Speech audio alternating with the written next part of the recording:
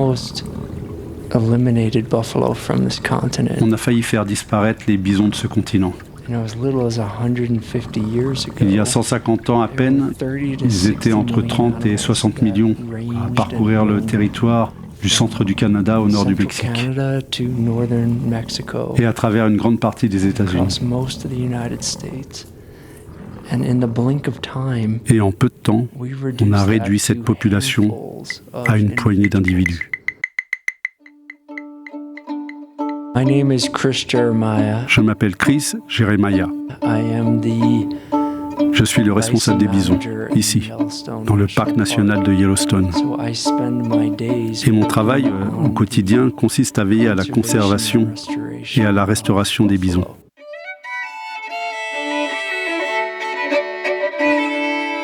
Sur la piste du bison, le podcast qui vous emmène en immersion au cœur des grands espaces sauvages de l'Ouest américain. Je suis Sylvie Brieux, journaliste et autrice de L'âme de l'Amérique. Depuis une dizaine d'années, je vis plusieurs mois par an dans le Montana. C'est là qu'un jour, j'ai rencontré un bison qui a bouleversé ma vie. Depuis, j'enquête sur ses traces en allant à la rencontre de celles et ceux qui le connaissent le mieux. Aujourd'hui, je vous invite à une rencontre inédite dans le Yellowstone avec Chris Jeremiah, le biologiste qui supervise le plus grand troupeau de bisons au monde. Vêtu d'une tenue de ranger, pantalon vert olive et chemise grise, le scientifique m'accueille à Mammoth Hot Springs, le QG historique du parc. Ici, le paysage lunaire ressemble à un décor de science-fiction. Une odeur de soufre flotte dans l'air au milieu de spectaculaires terrasses de travertins blancs, de fumerolles et de geysers. Grand, brun, le regard calme, la voix teintée d'humilité, Chris Jeremiah est d'un naturel réservé. Mais porté par la passion de son métier, il se livre avec générosité. Un métier au cœur de grands enjeux environnementaux et sociétaux. Dans les années 1870, il ne restait plus que 200 à 300 bisons sauvages dans le parc. L'armée a été envoyée pour les protéger, mais elle n'y est pas parvenue tout de suite.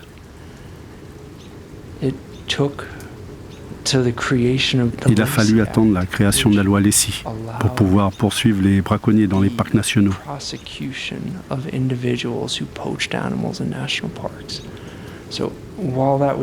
Pendant ce temps, entre 1870 et 1890, les troupeaux de bisons ont été réduits à 23 individus.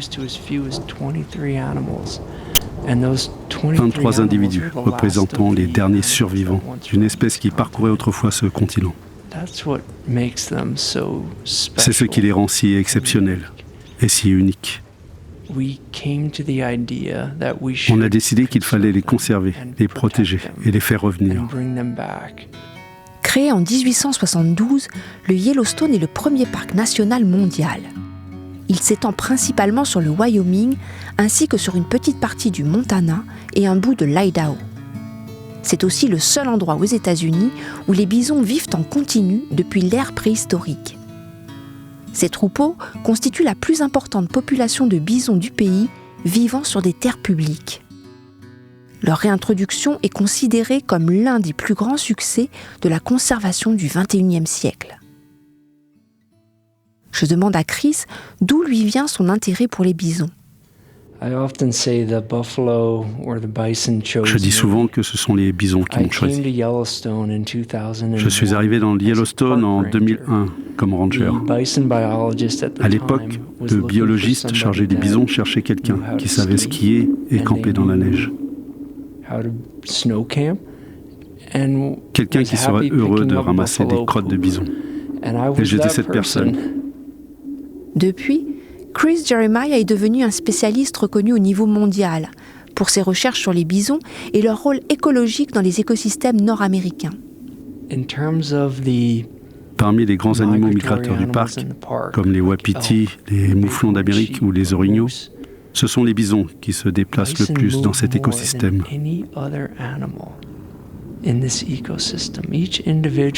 Chaque individu parcourt environ 1600 km par an.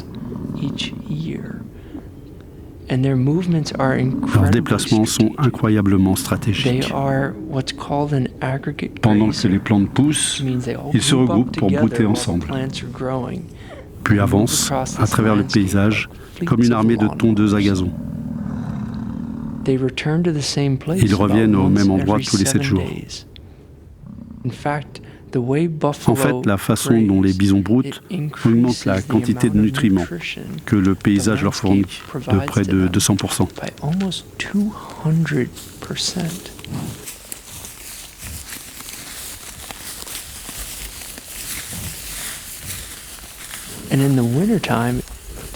En hiver, ils peuvent rester dans 2 mètres de neige sans problème. Ils creusent des cratères pour atteindre le fourrage sous la neige, afin que tous les animaux du groupe puissent se nourrir, du plus vieux au plus jeune. Ensuite, ils se mettent les uns derrière les autres et commencent à avancer, jusqu'à ce que le premier animal soit fatigué. L'animal s'écarte et le troupeau continue à avancer. Ils peuvent ainsi parcourir de grandes distances pour se rendre là où il n'y a pas de neige. Cela crée des voies pour de nombreuses espèces qui essayent d'échapper à la neige dans le Yellowstone. C'est ainsi que les bisons créent le squelette de l'écosystème de Yellowstone. C'est vraiment un animal phénoménal.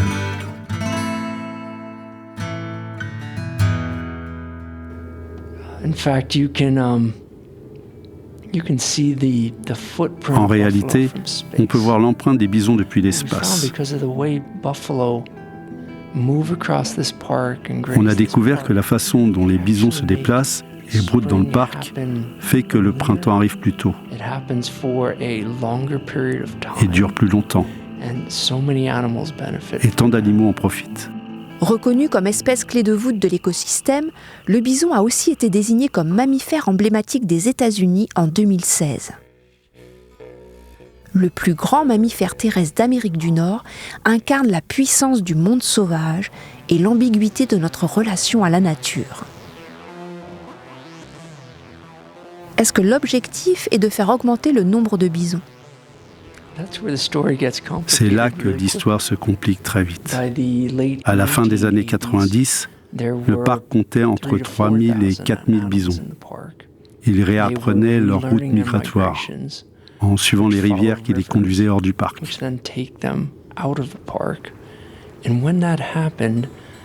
À l'époque, la société n'était pas tout à fait prête à voir les bisons sauvages errer à nouveau dans le monde moderne.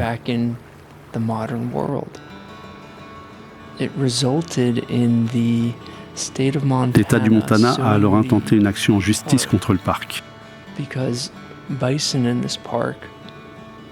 Car les bisons sont porteurs d'une maladie appelée brucellose, transmissible au bétail. L'État craignait que la sortie de ces animaux hors du parc représente une menace pour l'industrie de l'élevage et les producteurs installés aux alentours. Yellowstone est en effet entouré de nombreuses terres agricoles. La brucellose, c'est une maladie infectieuse due à une bactérie du genre Brucella. Introduite par le bétail des colons, elle provoque des avortements chez les vaches, mais aussi chez les wapitis et les bisonnes gestantes. Dans une région où les pâturages sont convoités, la compétition entre le bétail et les bisons sauvages est rude. Le sujet reste ultra sensible.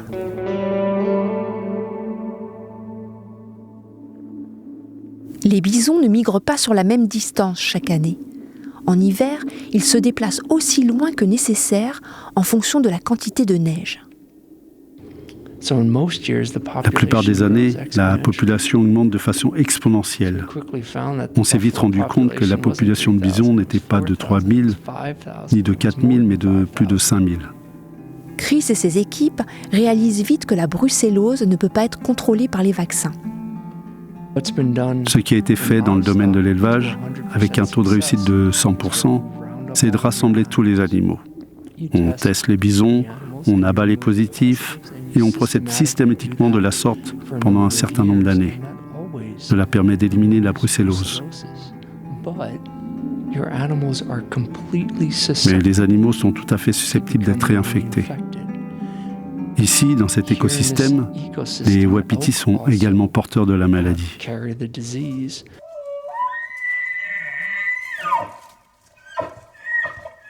Depuis la publication en 2016 du rapport de l'Académie des sciences de l'ingénierie et de la médecine, on sait qu'il n'y a jamais eu de cas de brucellose prouvée transmise du bison au bétail dans le grand écosystème du Yellowstone, grâce en partie aux efforts intenses du parc. Jusqu'à présent, ce sont les wapitis malades qui ont contaminé les vaches. Les bisons peuvent être gérés, mais pas les wapitis. On en compte plus de 125 000.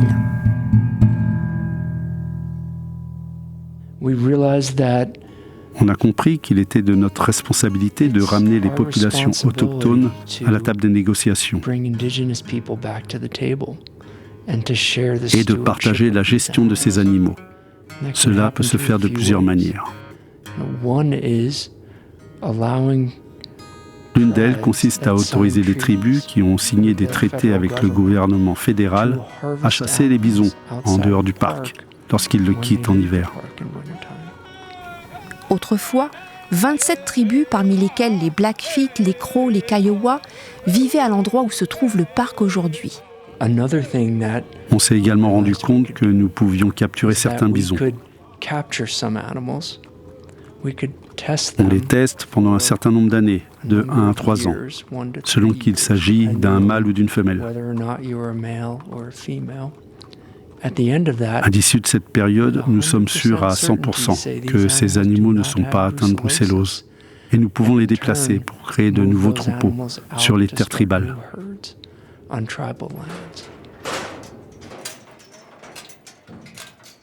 Quand les bisons se trouvent à la limite du parc, on en capture certains. On a construit une installation de quarantaine à la limite du parc. On peut accueillir environ 200 animaux.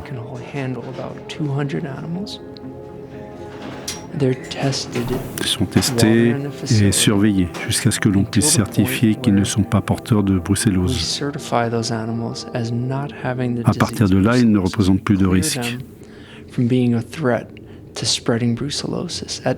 À ce stade, on transfère ces bisons aux tribus Assiniboine et Sioux de Fort Peck, dans l'est du Montana.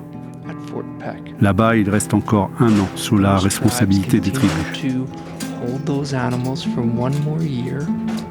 À la fin de cette période, ils subissent un dernier test de dépistage de la brucellose, afin d'être absolument certains qu'ils ne sont pas porteurs de la maladie. Ensuite, ils sont envoyés vers des tribus, à travers tout le pays. Ce programme a débuté en 2018. Depuis, environ 300 bisons ont été transférés à Fort Peck. Fort Peck a ensuite transféré environ 175 bisons à 23 tribus de l'Alaska au Michigan. Au cours des 2 dernières années, la capacité du programme a plus que doublé. Des recherches ont été menées pour déterminer le temps réellement nécessaire pour tester les animaux et s'assurer qu'ils ne sont pas porteurs de la maladie. Nos résultats indiquent qu'environ 300 jours suffisent, plutôt qu'1 à 3 années. Si on ajuste nos protocoles en conséquence, on pourra à nouveau doubler la capacité du programme. En peu de temps, cela pourrait multiplier par 4 le nombre de bisons transférés vers les tribus. Ce sera une avancée majeure pour la conservation, car Yellowstone représente vraiment le dernier refuge pour les bisons sauvages. Aujourd'hui, nous avons l'opportunité de les ramener vers les communautés qui tiennent à eux plus que n'importe qui d'autre sur la planète.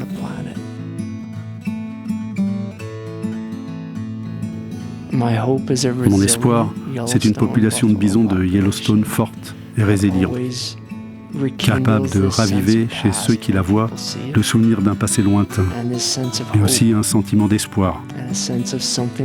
L'idée que, cette fois, nous avons fait les choses correctement. J'espère que nous continuerons à apprendre à considérer les bisons comme des animaux sauvages, en leur permettant de circuler librement au-delà des frontières des parcs et des États. Et que nous saurons travailler ensemble pour trouver des solutions lorsque la cohabitation entre humains et faune sauvage devient plus complexe. Voilà ma vision pour l'avenir. Je Je sens bien que Chris a des tas d'informations et d'anecdotes à partager. Pourrait-on prolonger l'échange encore un peu ? Avec un grand sourire, Chris fait oui de la tête. Je relance l'enregistreur. Vous écoutez Sur la piste du bison, un podcast produit en partenariat avec Quand s'élèvent nos voix et avec le soutien de Dominique Foin et la Société civile des auteurs multimédia. Toute ma gratitude à Chris Jeremiah pour son témoignage rare, à Alexandre Seron pour le doublage de la voix de Chris Jeremiah, à Daniel John Martin, Olivier Meignier et Yves Gauthier pour la musique originale, à Laurent Pénisson pour le mixage et à mes amis rangers Charissa et Tim Reed pour leur soutien fidèle. N'hésitez pas à vous abonner pour ne rien manquer des prochaines aventures. À très vite!